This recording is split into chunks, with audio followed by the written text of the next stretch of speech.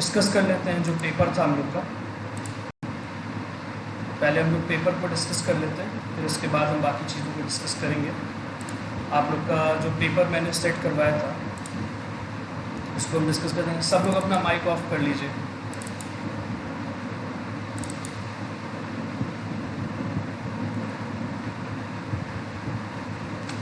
मेरी screen visible है ना सबको? हेलो, ओके, जस्ट एक।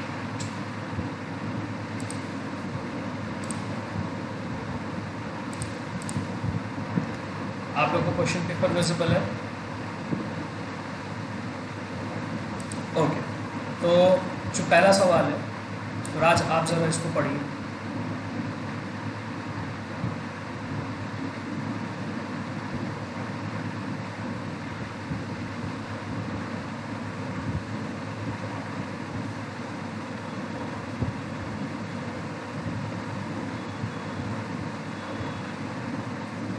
ठीक है, तो ये बताइए इसका कौन सा करेक्ट आंसर होगा? वेरी गुड, क्योंकि जो I बराबर dq/dt है ये इंस्टेंटेनियस करंट की इक्वेशन है। I बराबर a/n/e/v/d आपके ड्रिफ्ट वेलोसिटी के हिसाब से इक्वेशन है, और I बराबर a/n² टाउ e/me में बस v/d का हमने वैल्यू पुट कर दिया तो इक्वेशन आ गई। तो बेसिकली ये दोनों ड्रिफ्ट वेलोसिटी के रिस्पेक्ट में एवरेज करंट की इक्वेशन है, और ये एक इंस्टेंटेनियस करंट है। ठीक, तो क्या कहते हैं, इंस्टेंटेनियस और एवरेज करंट के हिसाब से आपकी इक्वेशन जो है इसका आंसर आपका होगा ऑल ऑफ द अबव। इसके बाद दूसरा क्वेश्चन अरुण आप पढ़िए।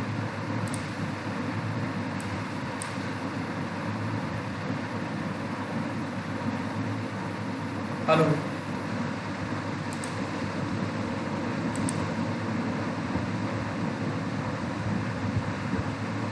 आपकी आवाज़ स्लो आ रही, चलिए मैं ही पढ़ देता हूँ। माइक ऑफ कर लीजिए जिसका भी ऑन है। On which of the following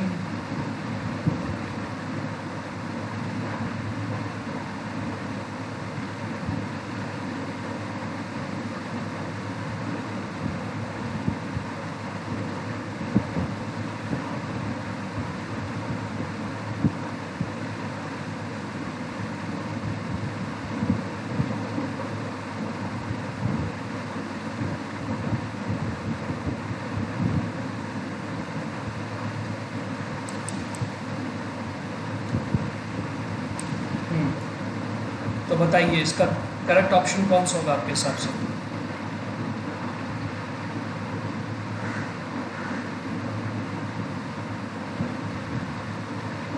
वही मतलब मैं पूछ रहा हूँ इसमें से कौन सा करेक्ट ऑप्शन है? नहीं, R बराबर रो L/A आपकी करंट रेजिस्टेंस का फॉर्मूला होता है। रेजिस्टिविटी और रेजिस्टेंस के बीच का रिलेशन होता है। रेजिस्टिविटी एक सब्सटेंस के लिए स्पेसिफिक होती है, ठीक है, तो टेम्परेचर पे भी डिपेंड करती है और सब्सटेंस पे भी। और रेजिस्टेंस आपकी length, area of cross section, temperature और सब्सटेंस, इन सब पे डिपेंड करती है। तो रेजिस्टिविटी और रेजिस्टेंस सेम चीज़ नहीं है, इसका आंसर सी होना चाहिए। ठीक है, थर्ड क्वेश्चन अगर आप लोग देखें तो which of the following is the form of Ohm's law. आपने ओम्स लॉ 10th में पढ़ी है, V is directly proportional to I, जिसको आप लिखते हो V/I बराबर R, दिस इज कॉन्स्टेंट। तो पहला वाला तो आपको पता ही है ओम्स लॉ होगा, लेकिन 12th में आपको एक और इक्वेशन पढ़ाई जाती है J बराबर sigma E, current density vector बराबर conductivity into electric field vector. तो ये भी ओम्स लॉ का ही फॉर्म होता है, इसी वजह से इसको microscopic form of Ohm's law बोलते हैं। ठीक है, तो basically it's microscopic form of the Ohm's law. So इसका जो ऑप्शन होगा यहाँ एक्चुअली बी होना चाहिए, सी होगा ए, बोथ ए एंड बी। लेकिन क्योंकि टाइपिंग में एरर था, तो अगर आपने ए या बी में से कुछ भी टिक किया होगा तो आपको नंबर इसमें मिल जाएंगे। सिग्मा कंडक्टिविटी है, ये सिग्मा जो है कंडक्टिविटी है। अब इसके बाद ये वाला क्वेश्चन ज़रा बताओ, फोर्थ वाला कोई पढ़ो।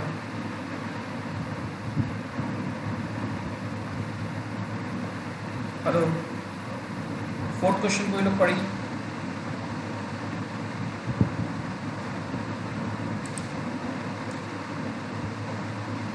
पढ़िए, आगे पढ़िए।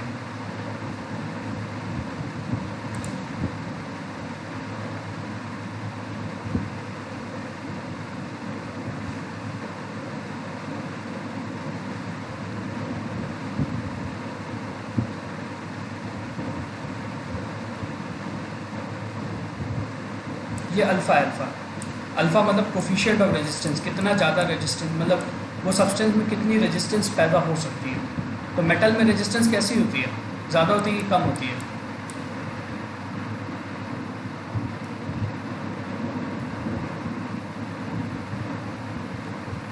हेलो,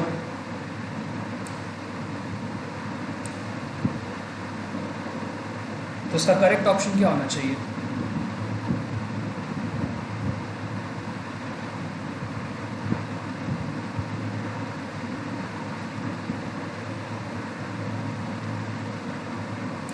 जीरो से बड़ा ही होगा, alpha will be greater than 1। ठीक है, इसके बाद फोर्थ वाला क्वेश्चन कोई पढ़िए। फोर्थ वाला किसी ने नहीं पढ़ा है।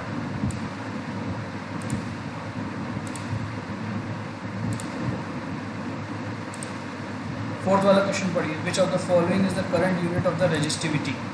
करेक्ट यूनिट ये रेजिस्टिविटी इसमें से कौन सी होगी?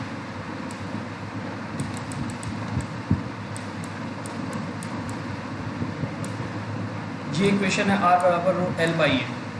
तो रेजिस्टिविटी बराबर होता है resistance into area into divided by length. अब अगर आप ध्यान से देखो तो रेजिस्टेंस की यूनिट होती है ओम, एरिया की होती है मीटर स्क्वायर और लेंथ की होती है मीटर। तो करेक्ट यूनिट क्या हो गई? ओम मीटर। तो ऑप्शन इस ए इसमें करेक्ट। ठीक है, क्लियर है ना सबको?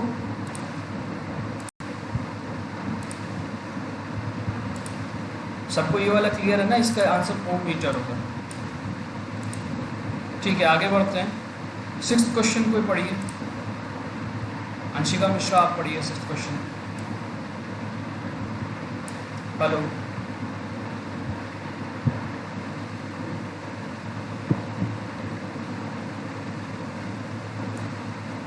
हाँ सिक्स्थ क्वेश्चन पढ़िए आप।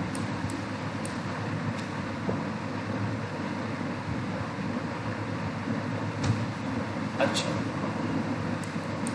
इंट्रिंसिक प्रॉपर्टी का मतलब क्या होता है? बिल्कुल, जो प्रॉपर्टी सब्सटेंस के साथ आए उसे हम इंट्रिंसिक बोलते हैं। तो सब्सटेंस के साथ जो प्रॉपर्टी आती है वो आती है रेजिस्टिविटी। तो इसका ऑप्शन रेजिस्टिविटी होगा। ठीक है, रेजिस्टेंस जो होती है वो आपकी लेंथ और एरिया पे डिपेंड करती है। सेम है, कंडक्टेंस भी आपकी लेंथ और एरिया पे डिपेंड करती है।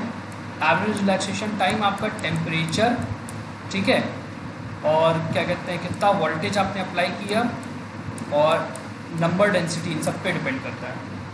लेकिन रेजिस्टिविटी जो आपकी होती है वो एक मटेरियल के लिए फिक्स्ड होती है। हाँ, वो एक अलग चीज़ है कि टेम्परेचर के साथ वैरी करती है, लेकिन वो वेरिएशन एक अलग वेरिएशन है।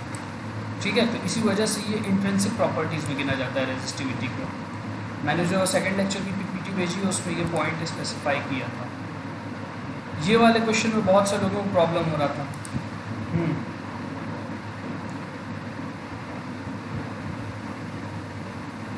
नहीं, रिलैक्सेशन टाइम को चेंज करोगे तो रेजिस्टेंस चेंज होगी, ना कि रेजिस्टिविटी। रेजिस्टिविटी फिक्स होती है, इसीलिए बोलते हैं ना रेजिस्टिविटी मतलब होता है स्पेसिफिक रेजिस्टेंस। स्पेसिफिक होती है, एक सब्सटेंस के लिए फिक्स्ड होती है। टेम्परेचर अगर इतना प्रोवाइड कर दो कि सब्सटेंस मेल्ट कर जाए, इन दैट केस रेजिस्टिविटी हो सकता है घटे या बढ़े। ठीक है, लेकिन रेजिस्टेंस छोटे से छोटे टेम्परेचर चेंज पे भी मतलब क्या कहते हैं चेंज हो जाती है।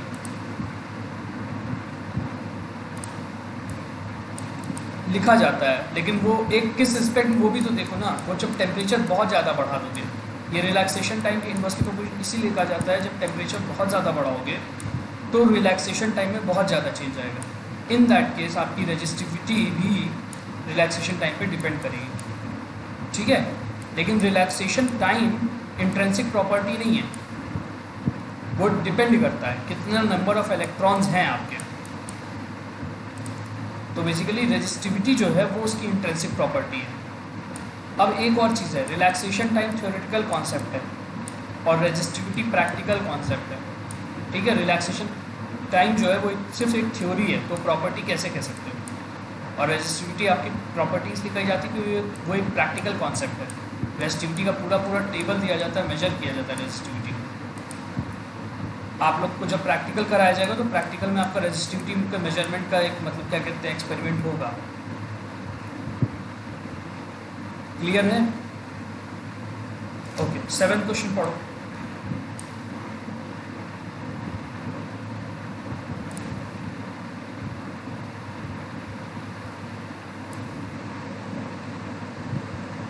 हेलो, 7th क्वेश्चन पढ़ो।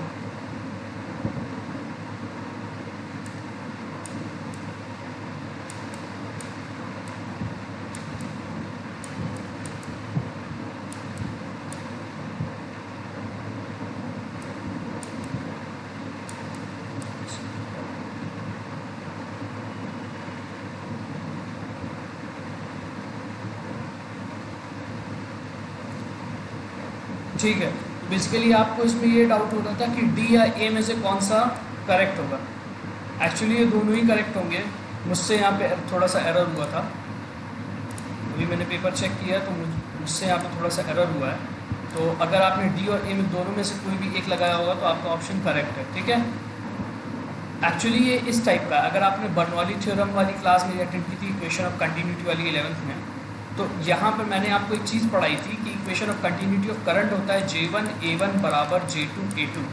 इस फॉर्मूले से अगर कैलकुलेट करोगे तो तुम्हारा रिजल्ट आना चाहिए 2 × 5 डिवाइडेड बाई 4, जो कि होगा 10 डिवाइडेड बाई 4, जो कि होगा 2.5। तो ए और डी अगर दोनों में से कोई भी एक ऑप्शन आपने दिया है तो करेक्ट होगा वो। ठीक है, मैंने उसको स्पेसिफाई करवा दिया, आपके मार्क्स चेंज होंगे अभी। इसके बाद ये वाला जो क्वेश्चन है ये बहुत इंपॉर्टेंट क्वेश्चन है बोर्ड पॉइंट ऑफ व्यू से, क्योंकि अक्सर बोर्ड में इस टाइप का एक ना एक क्वेश्चन आपको मिलेगा, कंपटीशन में भी मिलेगा। ठीक है, क्वेश्चन ये है कि आपका एक वायर था जिसका रेडियस बेसिकली r था और लेंथ l थी और रेजिस्टिविटी रो थी। अब रेजिस्टिविटी सब्सटेंस के लिए फिक्स्ड है, आप कोई भी इनिशियल कंडीशंस चेंज नहीं कर रहे हो, आप इस वायर को सिर्फ स्ट्रेच कर रहे हो दोनों साइड से। और स्ट्रेच आप ऐसा कर रहे हो कि इसका जो रेडियस है वो आधा हो जाए। ठीक है, अगर रेडियस आधा हो जाए तो लेंथ क्या होनी चाहिए? लेंथ आपकी जो होनी चाहिए वो डबल हो जानी चाहिए। ठीक है, लेंथ आपकी 2 टाइम्स हो जाएगी ओरिजिनल लेंथ के। तो in the terms of resistance R, ये स्मॉल r होना चाहिए। In the terms of resistance R आपको ये बताना था कि आपकी रेजिस्टेंस कितनी होगी। तो ओरिजिनल रेजिस्टेंस भी आपकी R बराबर रो L/A है। ठीक है, अब अगर हमने रेजिस्टेंस को आधा कर दिया, ठीक है, रेजिस्टेंस को हमने रेडियस को हमने आधा कर दिया,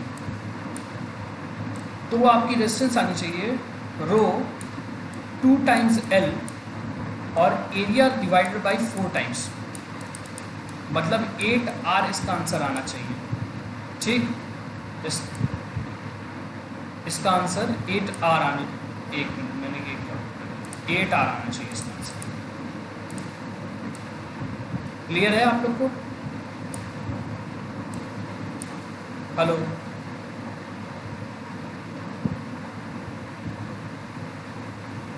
ओके, तो इसका आंसर आपका 8R आएगा। इसके बाद मैंने आपका ओम्स लॉ के ऊपर एक सवाल पूछा था। ओम्स लॉ बेसिकली क्या बोलता है? वोल्ट, हाँ बोलिए।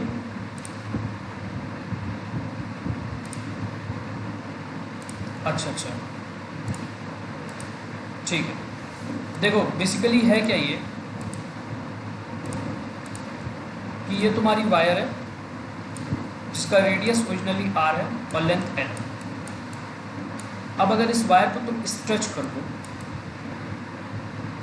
और ऐसा स्ट्रेच करो कि इसका रेडियस R/2 हो जाए, तो लेंथ कितनी हो जानी चाहिए? दुगनी हो जानी चाहिए, 2 टाइम्स L। और एरिया क्रॉस सेक्शन क्या हो जाना चाहिए, ओरिजिनल का एरिया अगर ए था तो इस वाले का एरिया क्या होगा, a/4 हो जाएगा। ठीक, एरिया a/4 है, लेंथ 2l है, तो रेजिस्टेंस बराबर क्या होता है, रेजिस्टेंस बराबर होता है रो l/a। ठीक है, तो रो 2l/a4, रो 2l/a4, जिसका आंसर आना चाहिए 8r। ठीक है, क्लियर है? Hello, okay. लग रहा उन्होंने एरर कर दिया तब आंसर पुट करने में, वो 8r के ऊपर, मतलब मैं बोल दूंगा कि वहाँ पे भी आपको नंबर मिल जाए जिन्होंने 16r लिखा है। ठीक है, उसका आंसर 8r होगा। इसके बाद v वर्सेस I का प्लॉट वाला एक क्वेश्चन था। ओम्स लॉ क्या बोलता है, ओम्स लॉ बोलता है v is directly proportional to I, और कहीं भी अगर आपको ये लिखा मिल जाए तो आपको कुछ नहीं करना रहता, आपको एक स्ट्रेट लाइन ड्रॉ कर देनी रहती है v और I के ग्राफ में। ठीक है, तो इसका मतलब क्या है, हमेशा लीनियर बनेगा, प्लॉट हमेशा लीनियर रहेगा। किसके लिए, जो ओम्स लॉ फॉलो करते हैं, और नॉन लीनियर रहेगा किसके लिए, जो ओम्स लॉ फॉलो नहीं करते। तो इसका करेक्ट ऑप्शन बी होगा। एक्चुअली दो तरीके के रजिस्टर्स आते हैं मार्केट में, एक आता है ओमिक और एक आता है non ohmic. Non ohmic register का मतलब होता है जिनका वी आई कर्व आपका लीनियर नहीं होता। जैसे कि अगर आप पी एन जंक्शन की बात करो तो पी एन जंक्शन का भी कुछ ना कुछ रेजिस्टेंस होता है, और अगर हम उसको ऑन प्लॉट देखें, ऑन प्लॉट वो ऐसे कुछ आता है। ये लीनियर कर्व नहीं है तो रेजिस्टेंस टाइप की कुछ, लेकिन लीनियर कर्व नहीं आ रहा वी और आई में। तो जो पी एन जंक्शन है वो एक नॉन ओमिक रजिस्टर कहलाता है। जैसे आपका एल डी आर हो गया, एल डी आर जानते हो ना क्या होता है, हेलो,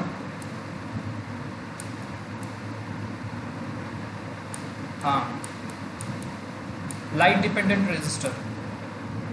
आजकल क्या कहते हैं, ट्रेंड चला हुआ है कि आपका ये जो पोल होता है उसके ऊपर LDR लगा होता है, दिन के वक्त वो पोल नहीं जलता है, लेकिन जब क्या कहते हैं जब रात हो जाती है तो पोल अपने आप जलने लगता है। तो वो LDR का कॉन्सेप्ट होता है, तो ये LDR कहलाता है।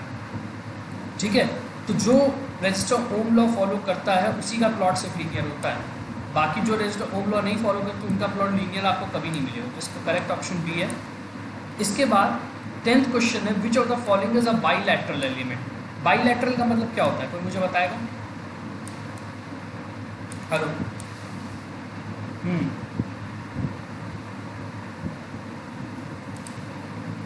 नहीं, बाईलैटरल का मतलब ये है दोनों साइड से तुम कनेक्ट कर सकते हो इसको।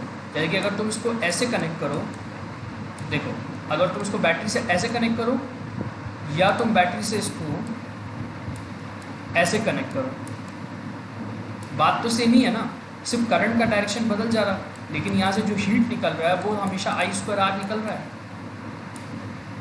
अरे भैया, रेजिस्टेंस पे प्लस माइनस का साइन नहीं होता है, तुम उसको कैसे भी कनेक्ट कर सकते हो। तो वो ऐसे एलिमेंट्स को बाईलैटरल एलिमेंट कहते हैं। तो जो आपका रेजिस्टर, कैपेसिटर, इंडक्टर होता है वो मैंने आपको पहले लेक्चर में इलेक्ट्रोस्टैट में बताया था, वो बाईलैटरल एलिमेंट कहलाता है। और पीएन जंक्शन बाईलैटरल नहीं होता है, क्योंकि पीएन जंक्शन इस टाइप का बना होता है, ये P है, ये N है। जब आप इसको बैटरी से पॉजिटिव नेगेटिव से कनेक्ट करोगे तो इसको फॉरवर्ड बाइजिंग बोलते हैं, और अगर आप इसको उल्टा कनेक्ट करोगे इस टाइप से, मतलब नेगेटिव को पॉजिटिव से, पॉजिटिव को नेगेटिव से, तो रिवर्स बाइजिंग कहलाता है। ठीक है, लेकिन जो बेसिक 3 सर्किट एलिमेंट्स होते हैं, रेजिस्टर, कैपेसिटर, इंडक्टर, ये बाईलैटरल होते हैं। तो कौन बाईलैटरल नहीं है? PN junction. तो इसका आंसर पीएन जंक्शन होगा।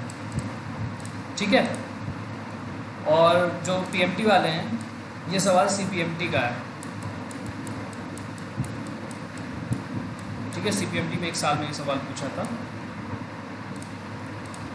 आप सब लोगों ने लेक्चर 2 देख लिया है? हेलो,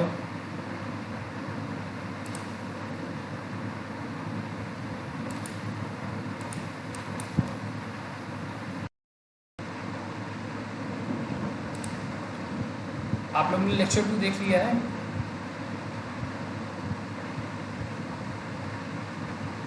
ओके, तो लेक्चर 2 के कुछ क्वेश्चंस हैं जो कि मुझे डिस्कस करने थे, वो हम डिस्कस कर लेते हैं। लेक्चर 2 का मैंने आपको एक ट्यूटोरियल शीट भेजा था, जब तुमने सॉल्व कर लिया वो लोग देख लो कि आप लोग का आंसर सही आया है कि नहीं। वैसे तो आंसर मैंने उसके नीचे सब दे दिए थे। एक बुक है प्रदीप कश्यप की, मैंने उस बुक से सारे क्वेश्चन उठाए थे। तो इनमें से जो डिस्कस करने वाले क्वेश्चंस हैं वो मैं आपसे पहले डिस्कस कर लेता हूँ, जो मेन क्वेश्चन जिन पे आप फंस सकते हो। तो जिन लोग ने ये ट्यूटोरियल शीट कंप्लीट कर लिया वो लोग मुझे बताओ, ये बताओ पहले कितने लोगों ने कंप्लीट किया ट्यूटोरियल शीट। किसी ने ट्यूटोरियल शीट कंप्लीट किया है, सॉल्व किया है?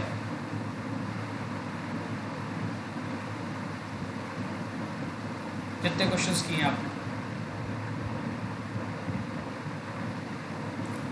बाकी लोग क्या कर रहे थे? बाकी लोगों ने नहीं स्टार्ट किया? हेलो,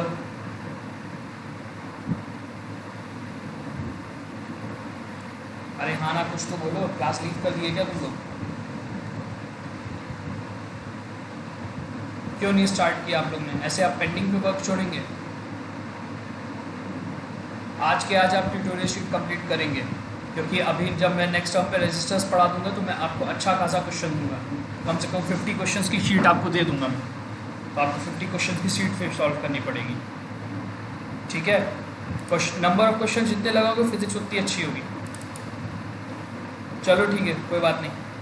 अब आज ट्यूटोरियल शीट हम डिस्कस कर लेते हैं। जो मेन क्वेश्चन है सिर्फ वही डिस्कस करते हैं, बाकी को भी एक बार देखते चलते हैं। जैसे कि तुम्हारा 2 रजिस्टर है, दो वायर्स हैं जिनकी रेजिस्टेंस एक की R1 है और एक की R2 है। ठीक, तो मैंने एक इक्वेशन पढ़ाई थी लास्ट टर्न, अगर जिसने लेक्चर 2 देखा उसको ये बात पता होगी। RT बराबर RO1 plus alpha delta T plus beta delta T square एक इक्वेशन होती है, जहाँ पे जो आपका T है वो टेम्परेचर है और अल्फ़ा बीटा आपके कोफिशिएंट ऑफ रेजिस्टेंस है। Resistance variation with the temperature की इक्वेशन होती है। उन इक्वेशन का यूज़ करके इस क्वेश्चन को सॉल्व करना है आपको। ठीक है, अगर आप दो रॉड्स को जिसकी रेजिस्टेंस R1 रही होगी R2 रही होगी, आपने कनेक्ट कर दिया, तो T टेम्परेचर के बाद कितनी रेजिस्टेंस होगी आपसे वही पूछा था। तो इफेक्टिव टेम्परेचर कोफिशिएंट को आपको इसमें निकालना था। ठीक है, इसका यहाँ पे एक बार सॉल्यूशन दिया है, देख लेना। उसने ज़्यादा कुछ नहीं किया, उसने RT बराबर R1 प्लस RT2 पर वो क्या कहते हैं किया है। फिर R1T बराबर होगा R11 plus alpha 1 delta T1। जो आपका अल्फ़ा होता है वो अलग अलग मटेरियल्स के अलग अलग होता है। ठीक है, तो यहाँ अलग अलग वायर्स दी थी, तो अल्फ़ा की 2 अलग अलग वैल्यू आपको लेना पड़ेगा, अल्फ़ा 1 अल्फ़ा 2, एंड आपको उसको यूज़ करके निकालेंगे तो आपका ये सी आंसर आ जाएगा। क्लियर है ये वाले क्वेश्चन में? किसी को डाउट नहीं है ना? हेलो, ठीक है। अब CPMT वालों का एक बहुत अच्छा सवाल और मैथ्स वालों के लिए सबसे आसान सवाल। जिन्होंने ग्राफ पढ़ा है, जिन्होंने डिफरेंशिएशन अच्छे से पढ़ा है, उनको ये बात समझ में आती है। अगर एक ग्राफ है तो उसकी स्लोप हम कैसे निकालते हैं? कोई मैथ वाला है यहाँ पे? हेलो,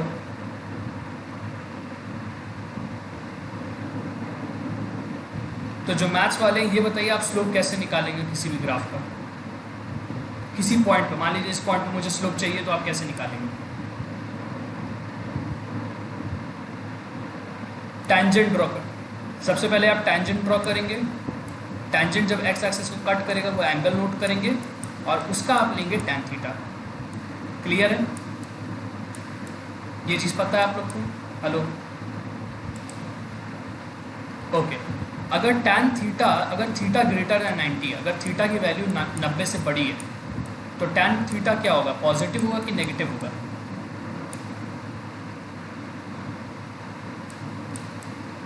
इलेवेंथ की मैथ्स पूछ रहा हूँ मैं आपसे, इतना नहीं पता तो 11th की आपको मैथ्स दोबारा पढ़ने की जरूरत पड़ेगी। अगर थीटा ग्रेटर देन 90 है तो टैन थीटा की वैल्यू क्या होनी चाहिए? पॉजिटिव होनी चाहिए कि नेगेटिव?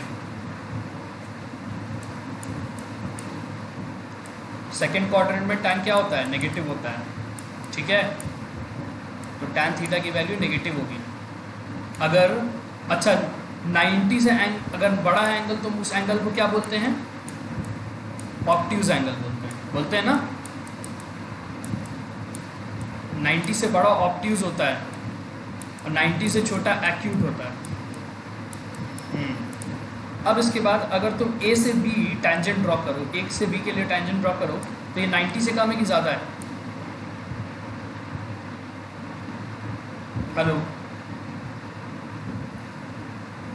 तो इसकी स्लोप कैसी होगी, पॉजिटिव की नेगेटिव? पॉजिटिव। तो इसका ऑप्शन ए भी तो नहीं होगा। वैसे ही तुम बीसी के लिए ड्रॉ करो, तो बीसी के लिए भी एंगल कैसा आ रहा है? देखो बीसी के लिए भी एंगल आ रहा है 90 से कम, तो इसके लिए भी स्लोप हमेशा पॉजिटिव होगी। और वैसे ही तुम डीई के लिए अगर ड्रॉ करो, देखो मैं यहाँ पे डी के लिए ड्रॉ कर रहा हूँ, तो डी के लिए भी एंगल क्या है, 90 से कम है, तो स्लोप क्या होगी, पॉजिटिव होगी। और अगर सी डी के लिए तुम ड्रॉ करो, तुम सी डी के लिए ड्रॉ करो, देखो सी डी के लिए कैसा एंगल बन रहा है, ऑब्ट्यूज बन रहा है। ऑब्ट्यूज एंगल की ऑब्ट्यूज एंगल है तो टैन थीटा जो होगा, थीटा 90 से बड़ा है, तो अब स्लोप कैसी होगी,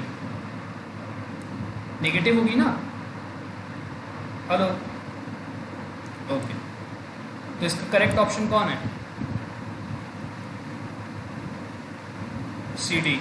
ये CPMT 1997 का सवाल। क्लियर है? जिन लोग को स्लोप वाला मेथड नहीं समझ में, उनके लिए एक आर्बिट्रेरी मेथड और है। तुम आई और वी की वैल्यू 2 पॉइंट्स पे ले लो, जैसे सी डी के बीच अगर तुम्हें फाइंड करना है तो सी डी पे 2 पॉइंट चुनो और वोल्टेज की वैल्यू फाइंड कर लो और करंट की वैल्यू कुछ मान लो, जैसे I1 I2 मान लो, और delta V by delta I करके देखो, नेगेटिव आ जाएगा। ठीक, ये वाला क्वेश्चन जो मैंने अभी आपके एग्जाम में दिया था थोड़ा सा चेंज करके, ये वो वाला क्वेश्चन है। Wire of length L and resistance R is stretched to get the radius of cross section half. What is the new resistance? ये एक अलग क्वेश्चन है आपका, कई साल पूछा है इसको, आप अच्छे से पढ़ना, सॉल्व करने की कोशिश भी करना है इसको। हाँ, 15th क्वेश्चन, जो भी मैथ्स वाले हैं फिर से स्टार्ट कीजिए। ये मुझे बताइए, अगर बस मुझे अब एक जनरल चीज़ ये बताइए कि अगर आपका एक VI ग्राफ दिया है, ये एक्सेस V है और ये एक्सेस I है, और मान लीजिए ये ऐसे कर्व है और कर्व यहाँ थीटा एंगल बना रही है, तो स्लोप क्या हुआ,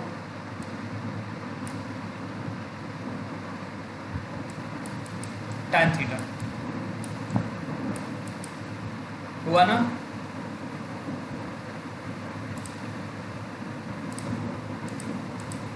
अब अगर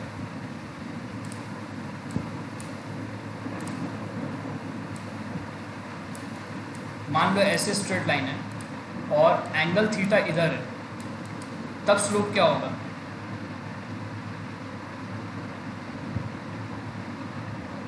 हेलो, अब tan 90 माइनस थीटा मतलब cot थीटा होगा। तो वैसे ही आपको यहाँ पे 2 कर्व दिए, एक T2 दिया है जो कि थीटा एंगल से यहाँ पे इंक्लाइंड है, तो ये जो पूरा एंगल है वो कितना होगा, 90 माइनस थीटा, और एक T1 है, एक टेम्परेचर T1 है जिसपे आपकी कर्व थीटा एंगल से I पे इंक्लाइंड है, तो इसका होगा tan थीटा। ठीक है, तो बेसिकली रेजिस्टेंस आपका डायरेक्टली प्रोपोर्शनल होता है टेम्परेचर के, तो आप लिख सकते हो R बराबर कुछ KT के बराबर होगा। ठीक है, या R1 बराबर KT1 भी कुछ बराबर होगा। लेकिन रेजिस्टेंस बेसिकली क्या है, रेजिस्टेंस ही आपकी स्लोप है। तो अगर आप T1 की स्लोप निकालते हो तो R1 बराबर KT1 बराबर किसके होगा, tan थीटा के। वैसे ही R2 directly proportional to T2 बराबर होगा R इक्वल्स टू KT2 बराबर cot थीटा के। ठीक है, अब अगर इन दोनों इक्वेशंस को सब्सट्रैक्ट करो तो T2 माइनस T1 तुम्हें मिल जाएगा। ठीक है, KT2 माइनस T1 बराबर होगा cot theta minus tan theta, और फिर T2 माइनस T1 की अगर इक्वेशन निकालो तो तुम्हें मिलेगा T2 माइनस T1 बराबर cot 2 थीटा। पूरा मैथ्स है, कुछ नहीं, सिर्फ कॉन्सेप्ट इतना ही लगाना था कि यहाँ पे स्लोप कैसे फाइंड करते हो। क्लियर है ये वाला क्वेश्चन 15 वाला आपको? हेलो,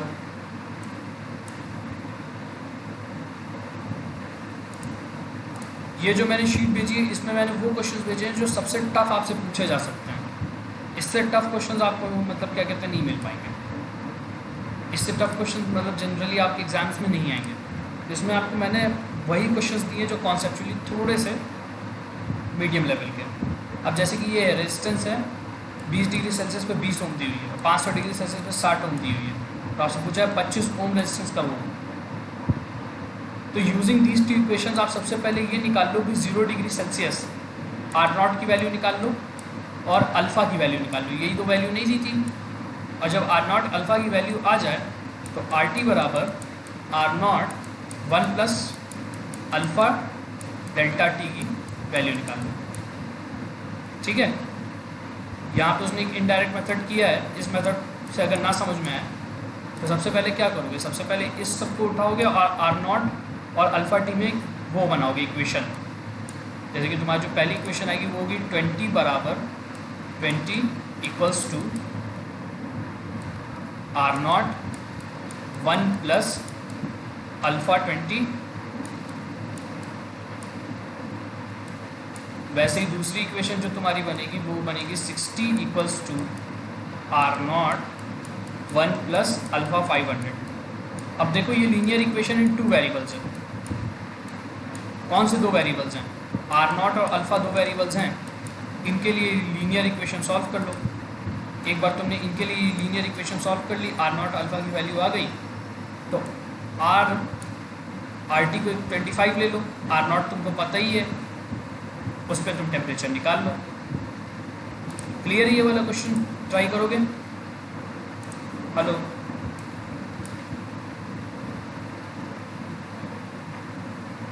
क्या हुआ? नहीं आर नॉट की नहीं वैल्यू 25 है। ये 2 कंडीशंस आपको गिवन है, ठीक है। ये आपको आर टी की वैल्यू दे दे रहा तुम तक, आर नॉट की वैल्यू ही आपको नहीं पता है, ना अल्फ़ा की वैल्यू पता है। तो पहले आप आर नॉट अल्फ़ा की वैल्यू निकालो और जब आपको वो मिल जाए तो आप 25 ओम का रेजिस्टेंस कब आएगा ये आप निकाल सकते हो इस इक्वेशन से। आर टी बराबर R naught 1 plus alpha T, ठीक है, 1 प्लस अल्फ़ा टी। अगर आपको आर नॉट और अल्फ़ा पता हो तभी तो आप निकाल सकते हो ना। इस आर टी को 25 रख लो, आर नॉट अल्फ़ा पता होगा तब आप टाइम निकाल सकते हो, टेम्परेचर निकाल सकते हो। क्या हुआ, इस क्वेश्चन में डाउट है आप लोग को? हेलो,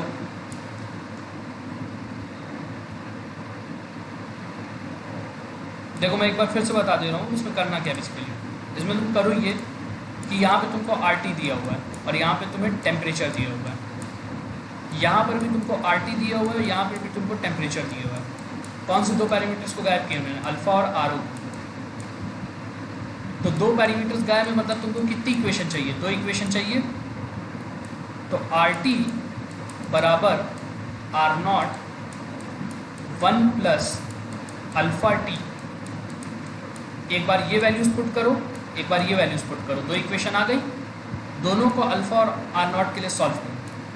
जब अल्फ़ा और आर नॉट मिल जाए, कुछ वैल्यू उसकी मिल जाए, तो आर टी बराबर R naught 1 plus alpha T use करो और इस बार आर टी को क्या रखो, 25 रखो। आर नॉट और अल्फ़ा तुमको पता ही होगा और टी तुम निकाल लोगे कि किस टेम्परेचर में 25 ओम की रेजिस्टेंस है। क्लियर है? Hello, okay. इसके बाद एक क्वेश्चन आपका स्पेसिफिक रेजिस्टेंस का था। ये डायरेक्ट क्वेश्चन है जो बन गया था। स्पेसिफिक रेजिस्टेंस, रेजिस्टिविटी आपको दी हुई है और लेंथ आपको दिया हुआ है, क्योंकि बोला है कि क्यूब है। तो क्यूब में किसी भी एक साइड का एरिया क्या होता है, ए स्क्वायर होता है किसी भी एक साइड का। तो यूजिंग दैट यहाँ पे आर बराबर रो एल बाई ए से उन्होंने निकाल लिया, ठीक है। 18, 19, 20 वैसा ही है। 21 वाला अगर तुम देखो तो 21 वाला क्वेश्चन बहुत अच्छा है, इसको ज़रूर ट्राई करना। ये अगर तुम लोग जब कॉम्पिटिशन्स के लिए तैयारी कर रहे हो तो उसके लिए बहुत अच्छा है। कॉपर वायर को 0.1% ऐसा स्ट्रेच कर दिया, वो 0.1% लेंथ उसकी इंक्रीज हुई, तो आपको percentage increase in its resistance बताना है, ठीक है। तो बेसिकली जो आर होता है वो आर बराबर रो एल बाई ए होता है। ठीक है। अगर रो और ए कांस्टेंट है क्योंकि 0.1% ही हम खींच रहे हैं, तो R delta R by R, आप लोग ने फिजिक्स में लास्ट टाइम एरर पढ़ा होगा, एरर वाला फॉर्मूला अगर यूज़ करें तो डेल्टा आर बाई आर बराबर 2 times your delta L by L. उसी इक्वेशन को यहाँ यूज़ करके उसने 0.2 निकाला है। क्लियर है? ठीक है। इसके बाद 24 तक आप लोग कर लोगे, ये 25 भी ट्राई करना, ये मैं नहीं बता रहा हूँ। यहाँ पे देखो रेजिस्टिविटी दी है, डायमेंशन ब्लॉक की दी है, रेजिस्टेंस पूछा अपोजिट फेसेस में, मतलब अगर हम ऐसे वायर कनेक्ट और ऐसे कनेक्ट करें, किसका माइक ऑन है? प्लीज़ ऑफ करो।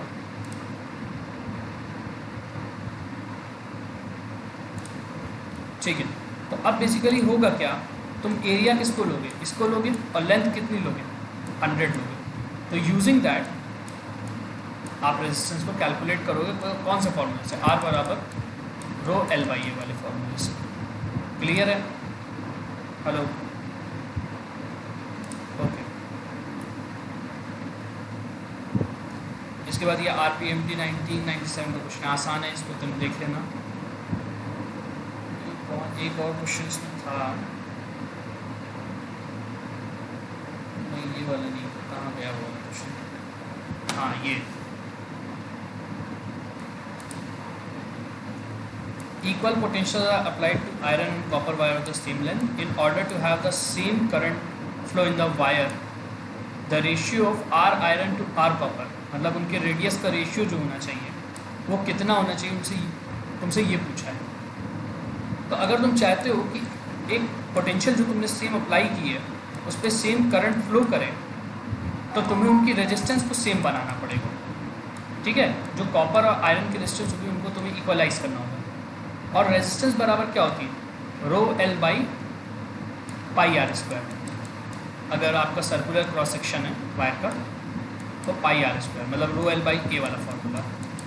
तो बेसिकली यहाँ पे अगर तुम्हें रेजिस्टेंस दोनों टाइप की इक्वल करनी है तो अगर rho one L one by R one square बराबर rho two L two by R two square. Using this formula R one और आर टू स्क्वायर को आप फाइंड करोगे पहले, और फिर R one by R two वो क्या कहते हैं निकालने के लिए आप क्या करोगे, जो भी आपका आंसर आएगा उसका स्क्वायर रूट ले लोगे। क्लियर है ये वाला क्वेश्चन? हेलो? हेलो? क्लियर है वो वाला क्वेश्चन?